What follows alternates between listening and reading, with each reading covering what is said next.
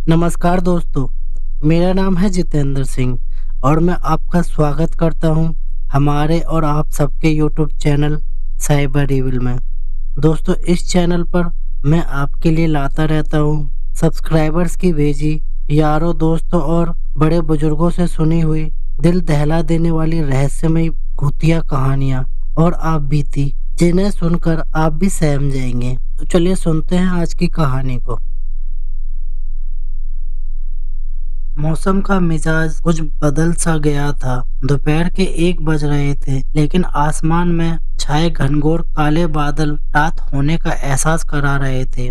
तेज हवाओं ने तथा बिजली की कड़कड़ाने की आवाज डर का एक अलग ही कहर ढा रही थी। घर में अकेली बैठी आरती अपने पति के आने की प्रतीक्षा कर रही थी। मौसम की इस मिजाज से आरती डर रही थी। आरती को लग रहा था कि अगर उसके पति समय से घर नहीं आए तो शायद आरती डर के मारे मर ही जाएगी, क्योंकि वो बहुत ज्यादा डरी हुई थी। ऐसा नहीं था कि आरती ने इस तरह का तूफान अपनी जिंदगी में पहली बार देखा था। इससे पहले भी उसने कई तूफानों को देखा था, पर आज कुछ बात जरूर थी इस तूफान में जो आरती के अंदर खौफ जगा रही थी। आरती के पति का नाम अविनाश था। वो एक प्राइवेट नौकरी करता था और वो हमेशा अपना काम पूरा करके रात को 9 बजे ही आता था। आरती भी इस बात को भली भांति जानती थी कि वो आज भी 9 बजे ही आएंगे, लेकिन फिर भी वो उनका इंतजार अभी भी कर रही थी। आरती को लग रहा था कि वो आज समय से पहले ही आ जाएंगे। इधर तूफान ने भी जोर पकड़ लिया था। तेज हवा की वजह से कमरे में लगे पर्दे इधर उधर हो गए थे। आरती ने उन खुली खिड़कियों को बंद करी जिस वजह से हवा कमरे में आ रही थी, और पर्दे को भी सही से लगा दिया। आरती बहुत बेचैन थी, इसलिए उसने अविनाश को फोन करने के लिए जैसे ही मोबाइल उठाया तो देखा कि उसकी बैटरी खत्म हो चुकी है और संयोग से आज बिजली भी नहीं थी, क्योंकि तूफान की वजह से बिजली भी चली गई थी। अब आरती के पास कोई चारा नहीं था सिवाय इंतजार करने के। तेज तूफान के साथ अब बारिश भी शुरू हो गई थी। आरती चुपचाप कमरे में बैठी थी। अचानक उसे लगा कि बाहर खिड़की की तरफ कोई है। वो तुरंत उठकर खिड़की के बाहर झांकी, लेकिन उसे कुछ भी नहीं दिखा सिवाय गीली मिट्टी के जिसपे मेंढक उछलकर इधर उधर हो रहे थे। आरती ने खिड़की बंद कर ली। उसे लगा शायद मेरा भ्रम होगा। फिर थोड़ी देर में दरवाजे पे किसी ने दस्तक दी। आरती डर गई। उसे लगा कि इतनी तेज आंधी तूफान में आखिर बाहर कौन हो सकता है। दरवाजे पर लगातार दस्तक हो रही थी। आरती किसी तरह से हिम्मत जुटाकर उस दरवाजे के बगल गई। उसके हाथ कांप रहे थे और जैसे ही उसने दरवाजे को खोला तो बाहर दरवाजे पे अविनाश खड़ा था, जो पूरी तरह से पानी में भीगा हुआ था और उसका शरीर कीचड़ से सना हुआ था और उसके चेहरे पर डर का एक साया था। आरती अविनाश को देखकर एक पल के लिए खुश हो गई, पर जैसे ही उसने अविनाश की हालत देखी तो उसके होश उड़ गए और वह बेहद घबरा गई। आरती अविनाश को तुरंत ही कमरे के अंदर लाई और सोफे पर बैठा दी, और अंदर से घबराई हुई आरती ने तुरंत ही अविनाश से पूछा कि आखिर तुम्हारे साथ यह सब कैसे हुआ। तो अविनाश ने कहा कि आज मेरी छुट्टी समय से पहले हो गई और ऑफिस से बाहर निकलते ही जोर की बारिश होने लगी, और इस बारिश में मुझे एक भी गाड़ी नहीं मिल रही थी, इसलिए मैंने सोचा कि आज पैदल ही चला जाता हूँ। और आज मौसम भी ठीक है और गर्मी भी नहीं है। मेरे आगे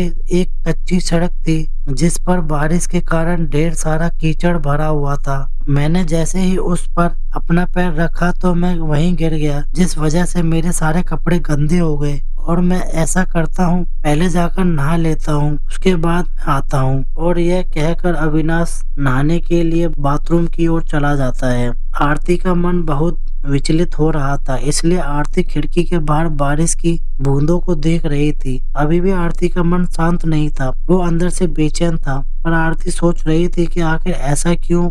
अब तो अविनाश भी मेरे पास है, फिर भी मुझे ऐसा प्रतीत क्यों हो रहा है कि मैं अब भी अकेली हूँ। धीरे धीरे बारिश भी कम हो रही थी और थोड़ी ही देर बाद बिजली भी आ गई। बिजली आते ही आरती ने तुरंत अपना फोन चार्ज में लगाया। फोन ऑन करते ही आरती के पास एक कॉल आया। मैं अविनाश के ऑफिस से बोल रहा हूँ। क्या आप अविनाश की पत्नी हैं? तो आरती ने कहा कि हाँ, मैं उनकी पत्नी बोल रही हूँ, क्या बात है? तो उधर से उस व्यक्ति ने कहा कि आपके पति का एक्सीडेंट हो गया है और वे इस दुनिया में नहीं रहे। कृपया कर आप यहाँ आ जाएं। यह सुनकर आरती के पैरों तले जमीन खिसक गई। उसे लगा कि आखिर ऐसा कैसे हो सकता है? अविनाश तो अभी बाथरूम में नहा रहे हैं। तुरंत ही आरती बाथरूम की तरफ जाकर बाहर बाहर से अविनाश को आवाज लगाती है, अविनाश क्या तुम अंदर हो? लेकिन अंदर से कोई आवाज नहीं आती। आरती डर जाती है और वो जोर जोर से दरवाजे को पीटने लगती है। जब काफी देर आवाज लगाने के बाद अंदर से कोई आवाज नहीं आती तो आरती समझ जाती है कि जरूर कोई बात है। इसलिए आरती एक लोहे की छड़ से उस दरवाजे पे मारने लगती है, जिससे वो दरवाजा खुल जाता है। दरवाजा खुलते ही आरती जो देखती है तो उसे उसके होश उड़ जाते हैं। वो देखती है कि बाथरूम में अविनाश नहीं है और पूरा फर्श बिल्कुल सूखा हुआ है, मानो उस पर पानी की एक बूंद भी नहीं गिरी हो। आरती बेहद डर जाती है। आखिर आरती के साथ क्या हो रहा था उसे कुछ भी मालूम नहीं पड़ रहा था। आरती तुरंत अविनाश के ऑफिस चली जाती है। वहां जाकर जब अविनाश की बॉडी देखती है तो बुरी तरह से रोने चिल्लाने लगती है। आरती ने देखा कि अविनाश के शरीर पे कीचड़ लगा हुआ है और हूबहू वैसा ही है जैसा कि आरती ने अविनाश को घर पर देखा था। आरती समझ जाती है कि वो जो घर पर आया था वो अविनाश की आत्मा थी। आरती एक विधवा की जिंदगी जी रही है, लेकिन वो पल आरती आज भी नहीं भूली है जब आरती का सामना अविनाश की आत्मा से हुआ था। और कहानियां खत्म हो जाती है। इस जमाने में अधिकांश लोग अपने घर में कुत्ते, बिल्ली इत्यादि चीजों को पालने का शौक रखते हैं, पर जब इनके साथ कुछ अजीब सी घटनाएं घट जाती हैं, तब जाकर इनकी आंखें खुलती हैं। पर ऐसा सिर्फ लाखों में एक के साथ होता है और उसी में शामिल है गीता के परिवार में घटी ये घटना। गीता बिहार के जहानाबाद जिले की रहने वाली है। उसका एक छोटा सा परिवार है जिसमें उसकी एक छोटी सी बच्ची जिसकी उम्र 1 साल है और उसके पति रोहन साथ में रहते हैं। एक बार की बात है कि वे परिवार एक साथ अपने खुद की कार में घूमने गए थे और जब वहां से आए तो देखे कि उनके दरवाजे के पास एक पंछी गिरा पड़ा है और वो दर्द से झटपटा रहा था। गीता ने तुरंत ही उस पंछी को उठाया और घर के अंदर ले गई और उसकी मरहम पट्टी की। तकरीबन 1 महीने बाद वो पंछी हर वक्त गीता के घर में ही इधर उधर उड़ती फिरती और गीता भी उस पंछी को बहुत प्यार करती थी। अब कुछ महीने बाद अचानक गीता के घर में पैसों की तंगी आने शुरू हो गई। रोहन का ठीक ठाक चल रहा काम भी छूट गया और उनकी बच्ची की भी तबीयत बिगड़ने लगी। इस तरह अब 1 महीना और गुजर गए और धीरे धीरे अब गीता की सारी जमा पूंजी निकलने लगी। अभी तक गीता ने उतना गौर नहीं किया था, लेकिन जब एक दिन गीता रात को अपने कमरे में सो रही थी तब अचानक बिजली चली गई और गीता की आंख खुल गई। गीता अंधेरे में माचिस ढूंढने लगी। तभी भी गीता का हाथ किसी चीज से टकराई। अंधेरा बहुत ज्यादा था इसलिए कुछ भी साफ नहीं दिखा। गीता जब फिर से उस चीज को छूने गई तभी अचानक किसी ने गीता का हाथ कसकर पकड़ लिया। गीता जोर जोर से चिल्लाने लगी। संयोग से उस दिन रोहन भी घर पर नहीं था, सिर्फ उसकी छोटी बच्ची थी जो वही कमरे में सोई हुई थी। गीता उसके पकड़ से खुद को छुड़ा नहीं पा रही थी। तभी अचानक बिजली आ गई। कमरे में लाइट आते ही वो चीज गायब हो रही थी, पर तब तक गीता की नजर उस पर पड़ गई थी। गीता ने अपनी आंखों से देखा कि वो एक लंबा सा व्यक्ति था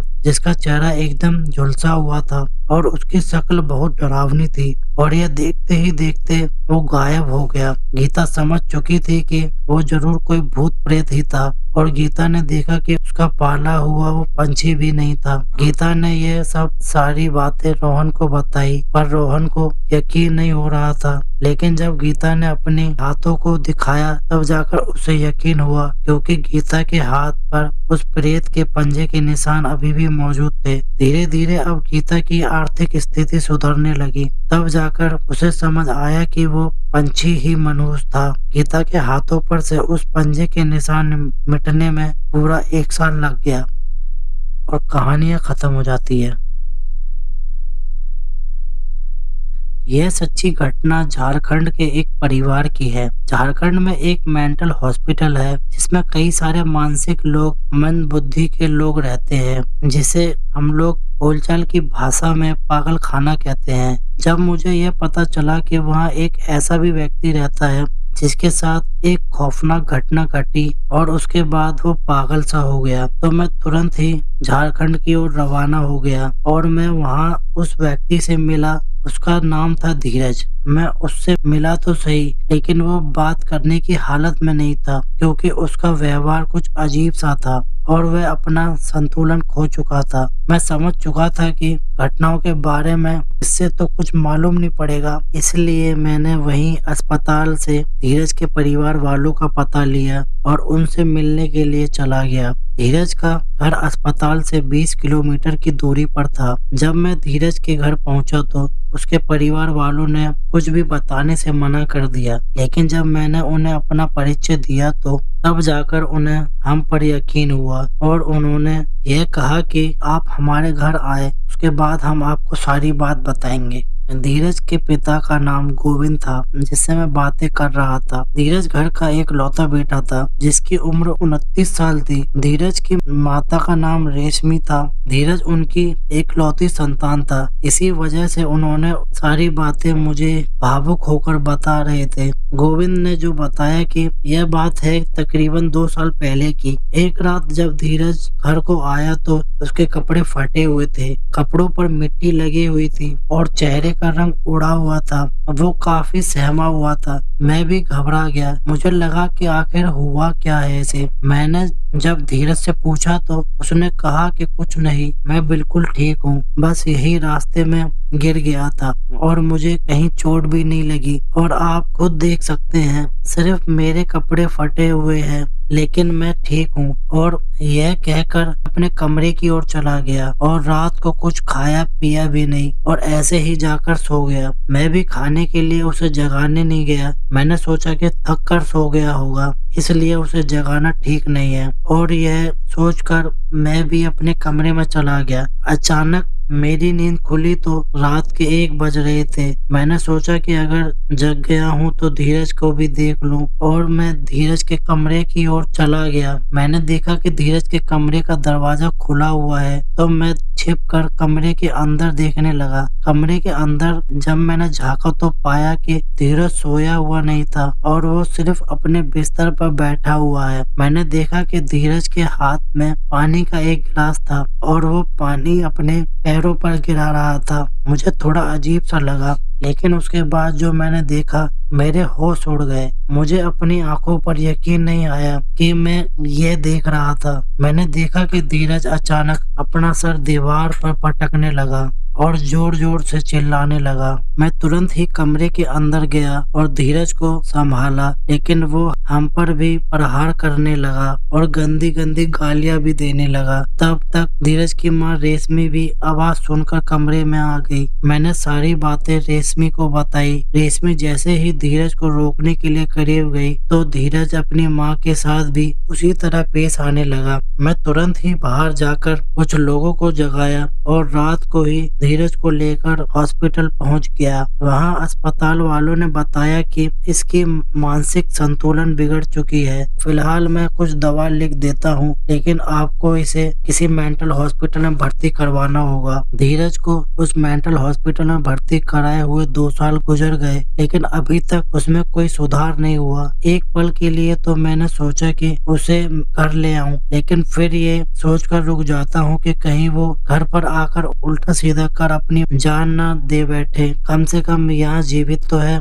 और हो ना हो ठीक होकर वो जरूर सारी बातें बताएगा, क्योंकि आज तक अभी धीरज ने ऐसा नहीं किया था। आखिर क्या हुआ था उस रात धीरज के साथ, यह रहस्य तो धीरज के ठीक होने के बाद ही पता चल पाएगा। सारी बात जानकर मैं अपने घर को आ गया, लेकिन यह बातें मेरे दिमाग में अभी भी घूमती है कि आखिर धीरज ने ऐसा क्या देख लिया था जिससे वो पागल हो गया। उस रात उसके कपड़े फटे हुए कैसे थे और शरीर पे कोई चोट का निशान भी नहीं था। ये सारी बातें एक रहस्य की तरह मेरे दिमाग में घूम रही हैं और कहानियां खत्म हो जाती है। कहा जाता है कि मोहब्बत में व्यक्ति किसी भी हद तक जा सकता है और इसमें वो हर तरह की गलती कर बैठता है। हमने आपने मोहब्बत में पागल हो चुके कई व्यक्ति को देखे होंगे जो मोहब्बत में अपनी जान दे बैठते हैं। लेकिन आज मैं आपको एक ऐसा किस्सा सुनाने जा रहा हूँ जिसके बारे में शायद ही आपने कभी सुना होगा। ये किस्सा एक ऐसा किस्सा है जो बाकी सभी से बिल्कुल हटकर है, जो अपने आप एक ऐसा डरावना रहस्य समेटे हुए है जिसे सुनने के बाद ही आप इसे महसूस कर सकेंगे। मेरी ये कहानी आपत्तिजनक ना हो इसलिए इस जगह का नाम नहीं बताऊंगा। बाहर से दौड़कर हांफता हुआ आकाश अपनी माँ के सिरहाने आकर बैठ जाता है और कहने लगता है कि माँ, मुझे बहुत तेज भूख लगी है, जल्दी से कुछ खाने के लिए दो। इससे पहले तो आज तक तुझे इतनी भूख नहीं लगी, पर आज क्या बात है? माँ आकाश से कहती है और खाना लाकर आकाश को देती है। आकाश जल्दी से खाना खाकर फिर से बाहर जाने लगता है। माँ पूछती है कि अरे, अभी तो तुम आए हो बाहर से, फिर क्या काम आन पड़ा? और अब थोड़ी देर में शाम होने वाली है, तेरे पिताजी भी घर पर नहीं है, वो शहर गए हुए हैं और तुम इतनी रात तक बाहर रहोगे। जानते हो ना इस गांव के जंगल कितने खतरनाक है, और फिर भी तुम बाहर जा रहे हो। आकाश अपनी माँ से कहता है कि ठीक है, तुम परेशान मत हो, मैं ज्यादा देर नहीं लगाऊंगा, जल्दी वापस आ जाऊंगा। यह कहकर आकाश घर से निकल जाता है। आकाश अपने दोस्त से बातचीत कर जब दूसरे गांव अपने घर की ओर लौटने लगता है, वहीं गांव से थोड़ी दूर तालाब के पास आकाश को एक लड़की बैठी हुई दिखती है। आकाश सोचता है कि शाम में इस तालाब के पास अकेली लड़की यहाँ क्या कर रही है, शायद मुझे उससे पूछना चाहिए। यह सोच आकाश उस तालाब के पास चला जाता है। उस लड़की को करीब से देख आकाश के होश उड़ जाते हैं, क्योंकि वो लड़की बेहद खूबसूरत थी और आकाश को वो लड़की पसंद आ जाती है। आकाश उस लड़की से उसका नाम पूछता है तो वो लड़की अपना नाम मोनिका बताती है और तुरंत ही उठकर वहां से चली जाती है। आकाश उसे रोकना चाहता है और लेकिन फिर वह कुछ सोचकर उसे नहीं रोकता। धीरे धीरे अब रात होने वाली थी, इसलिए अब आकाश भी अपने घर को लौट जाता है। उस रात आकाश को नींद नहीं आई, बस आकाश के दिमाग में उस लड़की का खूबसूरत सा चेहरा घूम रहा था, क्योंकि आकाश को पहली नजर में ही उससे प्यार हो चुका था। अब आकाश को सिर्फ यही इंतजार था कि कब शाम हो और मैं उससे मिलने जाऊं। जब दिन ढला और जब शाम हुई तो आकाश फिर से जाने लगा। आकाश को बाहर जाते देख उसकी माँ पूछती है कि तुम शाम को ही बाहर क्यों जाते हो? जानते हो ना कि अभी तुम्हारे पिता भी यहाँ नहीं है, कभी कभार महीने में वो एक बार आ जाते हैं। अगर तुम्हारे साथ गलत हुआ तो मैं अकेली क्या करूंगी? आकाश कहता है कि कुछ नहीं माँ, बस मैं अपने दोस्त से मिलकर थोड़ी देर में आ जाऊंगा। और यह कहकर वो फिर घर से निकल जाता है। आकाश फिर गांव से बाहर उसी तालाब के पास जाता है और वह देखता है कि वो लड़की वहीं गुमसुम अकेली बैठी हुई है। आकाश उस लड़की के करीब जाकर इधर उधर की बातें कर उसे रिझाने लगता है। वो लड़की जिसका नाम मोनिका था, वो भी आकाश से बातचीत करने लगती है। धीरे धीरे दोनों के बीच प्रेम बढ़ने लगता है और वो दोनों एक दूसरे को बेहद चाहने लगते हैं। आकाश रोज अपनी माँ से झूठ कहकर जंगल पार दूसरे गांव मोनिका से मिलने जाता था और ये सिलसिला काफी दिनों तक चलता रहा। एक दिन जब दोनों तालाब के पास बैठे हुए थे तो गांव के एक व्यक्ति ने उन्हें देख लिया और वो जाकर ये बात मोनिका के पिताजी को कह आया। अगले दिन जब आकाश मिलने के लिए उस तालाब के पास गया तो वहाँ मोनिका नहीं थी। आकाश घबरा गया, उसे लगा कि आखिर ऐसी क्या बात हो गई कि वो नहीं आई। आकाश ये बात जानने के लिए उस गांव के भीतर चला गया। गांव के गुस्साए लोगों ने अचानक ही आकाश पर हमला कर दिया। आकाश कुछ लोगों को अपने पीछे आते देख जंगल की ओर भागने लगा और आकाश एक घनी झाड़ियों में छुप गया। वे लोग काफी देर तक आकाश को ढूंढते रहे, लेकिन फिर वे चले गए। उनके जाने के काफी देर बाद आकाश झाड़ियों से निकला, लेकिन अब रात हो चुकी थी। जंगल में काफी अंधेरा और सन्नाटा पसरा हुआ था।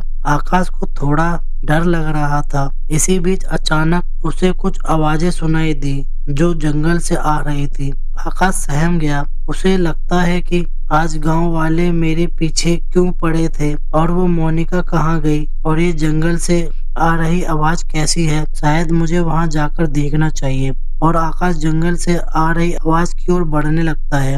वहां पहुंचकर वो पेड़ के नीचे छिप जाता है और देखने लगता है। आकाश अपने सामने जो देखता है उसके होश उड़ जाते हैं। आकाश देखता है कि वहाँ दो आदमी थे जिनके पास मोनिका की लाश थी और वो उस लाश को एक गड्ढे में दफन कर रहे थे।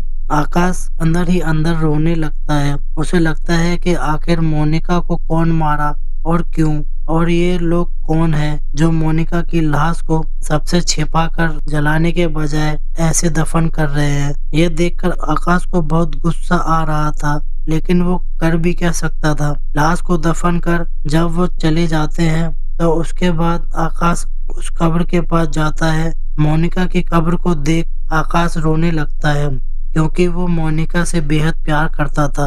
आकाश उस वक्त इतना बेचैन था कि उसे अपने घर जाने के बारे में भी ख्याल नहीं आ रहा था। वक्त गुजर रहा था, रात और गहरी होती जा रही थी, लेकिन आकाश मोनिका की कब्र को बस निहारे जा रहा था। शायद उसके याद में खो चुका था, लेकिन तभी अचानक आकाश उठा और पेड़ से एक मोटी टहनी तोड़कर कब्र को फिर से खोदने लगता है। काफी देर खोदने के बाद मोनिका की लाश दिखने लगती है। मोनिका की लाश को कब्र से बाहर निकाल लेता है और उसे अंधेरी रात में उसे उठाकर अपने घर ले आता है और अपने बगल एक छोटी सी झोपड़ी में उस लाश को रखकर ढक देता है। उसके बाद जब आकाश अपने घर के अंदर जाता है तो उसकी माँ आकाश की हालत देख चौंक जाती है। आकाश की आंख में आंसू बह रहा था और पूरा शरीर मिट्टी से गंदा हो चुका था।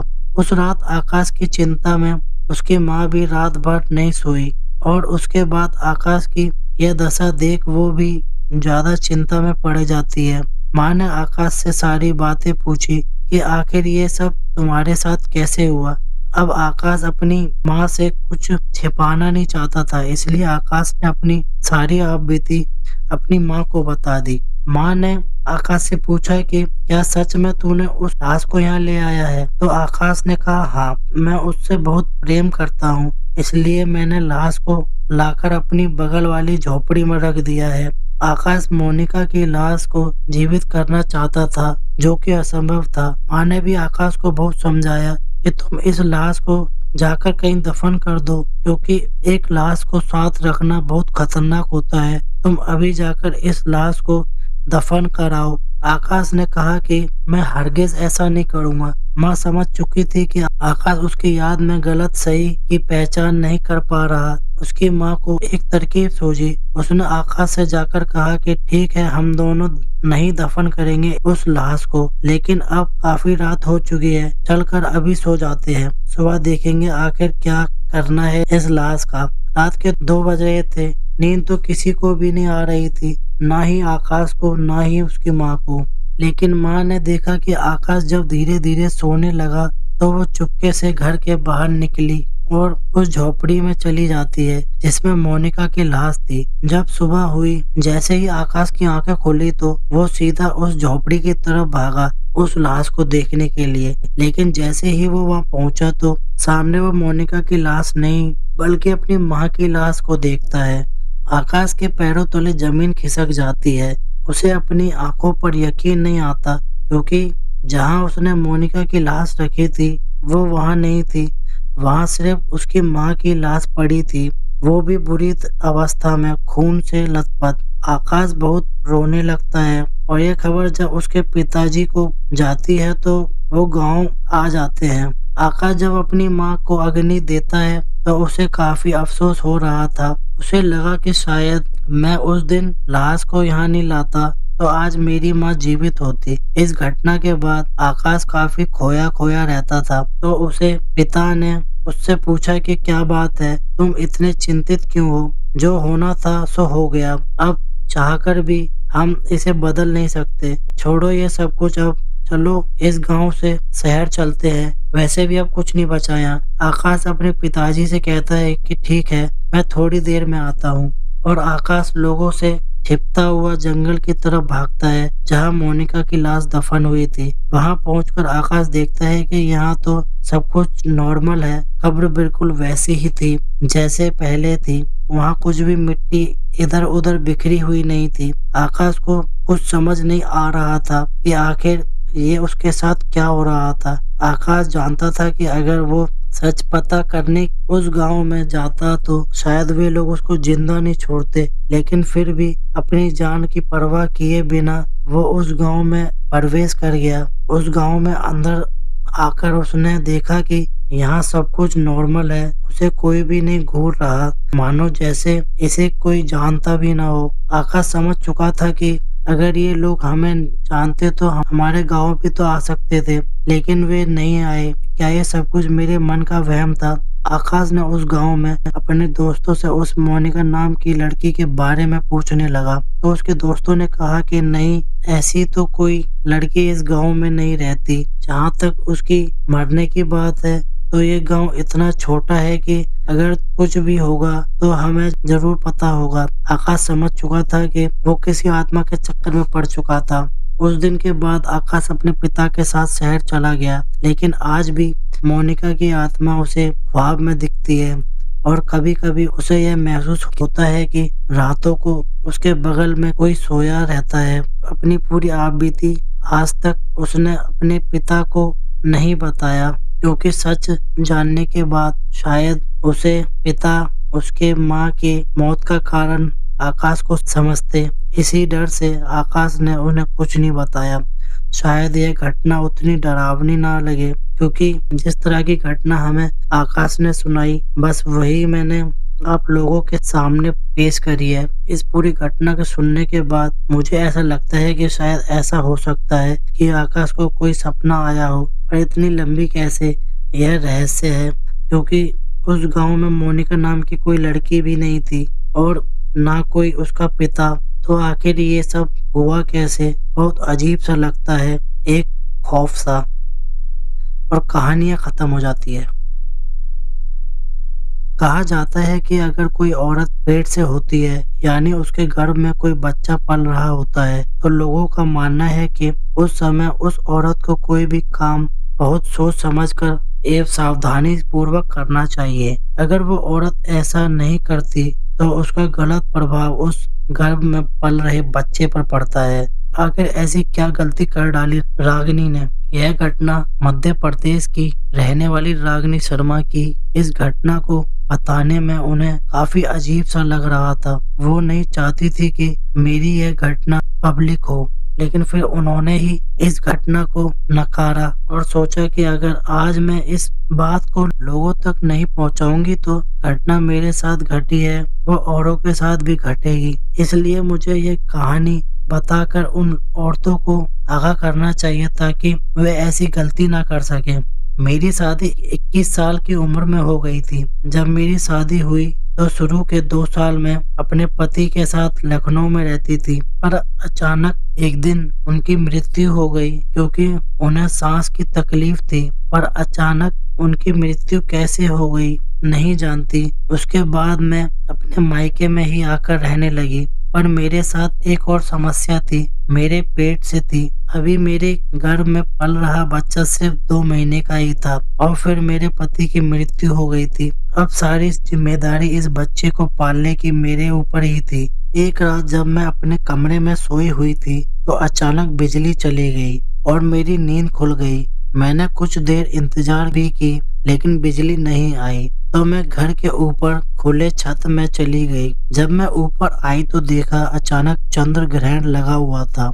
मुझे मालूम नहीं था कि आज चंद्र ग्रहण है। मुझे क्या मालूम, मैं काफी देर तक उस चंद्र ग्रहण को देखती रही और जब बिजली आई तो नीचे कमरे में आ गई। सुबह हुई तो मैंने माँ से पूछा कि क्या कल रात को चंद्र ग्रहण थी? माँ ने कहा हाँ थी, पर तुझे नहीं देखना था और इसलिए मैंने तुम्हें सिर्फ अपने कमरे में ही रहने को कहा था, क्योंकि जो स्त्री गर्भवती होती है उसे चंद्र ग्रहण नहीं देखना चाहिए और उस दौरान कोई इधर उधर का काम भी नहीं करना चाहिए जब तक कि चंद्र ग्रहण समाप्त न हो जाए, क्योंकि उनका गलत प्रभाव उस पेट में पल रहे बच्चे पर पड़ता है और यह कहकर माँ वहाँ से चली गई। माँ की बातें सुनने के बाद मुझे डर लग रहा था, क्योंकि मैंने चंद्र ग्रहण के बारे में माँ से कुछ नहीं कहा कि मैंने कल रात चंद्र ग्रहण को देखा। अगले 2 दिन बाद रात को जब मैं सोने गई तो ऐसा लगा कि पर्दे के पीछे कोई काली सी चीज खड़ी है। मैं डर कर तुरंत पर्दे को हटा कर देखी तो वहाँ कुछ नहीं था, और फिर मैंने उतना ध्यान नहीं दिया और आकर वापस बेड पर सो गई। थोड़ी ही देर में मुझे नींद आ गई। उस रात सपने में मैंने देखा कि मैं अपने घर पे बिल्कुल अकेली हूँ और घर में मेरी माँ और मेरे पिताजी कोई भी नहीं है। मैं अकेली छत पर हूँ और चारों ओर घना अंधेरा छाया हुआ है। तेज हवा चल रही है और आसमान में चंद्र ग्रहण लगा हुआ है। उसके बाद जो चीज मैंने देखी, मेरे रोंगटे खड़े हो गए। मैंने अपनी आंखों से साफ साफ देखा कि अचानक चंद्रमा का रंग काला होने लगा और उस पर एक डरावनी शक्ल की औरत की तस्वीर उभरने लगी, जो इतनी खौफनाक थी जिसे देखकर मेरा सारा शरीर ठंडा पड़ गया। इतनी अजीब शक्ल मैंने आज तक कभी नहीं देखी थी। वो औरत मुझे अजीब नजरों से देख रही थी और ऊपर बुला रही थी। मैं डर कर चिल्लाने लगी और तभी मेरी नींद खुल गई। मैं बेहद डर गई थी, इसलिए तुरंत ही मैंने एक गिलास पानी पिया और तब जाकर मुझे जान में जान आई। उसके बाद पूरी रात मैं सो नहीं पाई, पर एक बात तो मुझे समझ में आ गई थी कि उस चंद्र ग्रहण का प्रभाव मेरे ऊपर हो रहा था। सुबह होते ही ये सारी बातें मैंने अपनी माँ को बताई। माँ ने कहा कि तुमने तो बहुत बड़ी गलती कर दी, बस भगवान करे इसका प्रभाव तुम्हारे गर्भ में पल रहे बच्चे पर ना पड़े। पर तुम ऐसा करो, तुम कुछ पूजा वगैरह इसकी काट करने के लिए कर लो। और माँ के कहे अनुसार मैंने सारी चीजें की और उसके बाद फिर मुझे कोई डरावना सपना नहीं आया। परंतु 9 महीने बाद जब मैंने एक बच्चे को जन्म दिया तो उस वक्त मेरी खुशियों का ठिकाना नहीं था। पर मुझे क्या पता था कि ये खुशियाँ सिर्फ 2 पल की ही है। जन्म देने के आधे घंटे बाद ही अचानक मेरे बच्चे की सांसें रुक गई और उसकी मृत्यु हो गई। मैं जब अपने बच्चे की लाश को देखी तो मेरे आंसू रुकने का नाम ही नहीं ले रहे थे। उस दिन मैंने एक चीज और गौर किया। मैंने देखा कि मेरे बच्चे के शरीर पर कुछ पंजे के निशान हैं। मैं समझ गई थी कि यह नतीजा उस चंद्र ग्रहण का ही है। उस दिन के बाद मुझे अपनी गलती का एहसास हुआ। मैंने कितनी बड़ी गलती कर दी। शायद उस रात मैं वो चंद्र ग्रहण नहीं देखती तो आज मेरा बेटा जिंदा होता और कहानियां खत्म हो जाती है। तो दोस्तों, ये थी आज की कहानियां।